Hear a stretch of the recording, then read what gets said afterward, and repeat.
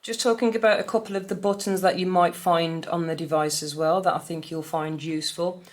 If we open back up our web browser, you've got the back and the forward buttons here that will also take you back and forward a page, along with the refresh button, which is the same as what you would see on the browser there.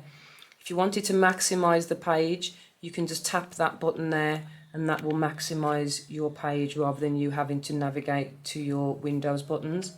If you've got more than one program open at the same time and you want to see everything that you have open, tapping this icon there will show you the different programs that you have open. So if you simply wanted to close one, you could press your X and that would close it out of the way. The next buttons that you see are the brightness controls. So we've got that one reduces the brightness and that one increases the brightness.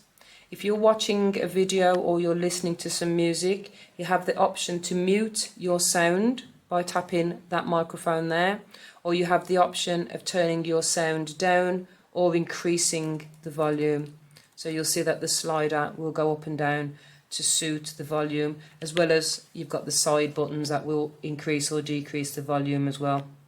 To lock your device really quickly with using your PIN, simply hold the padlock button there and then you have the option then to lock your device so no one can actually get access to it unless they know what the PIN is.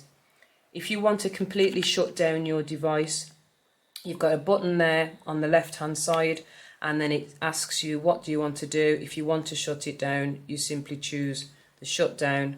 The device will completely shut itself down, power down and close everything, and that completely turns your device off.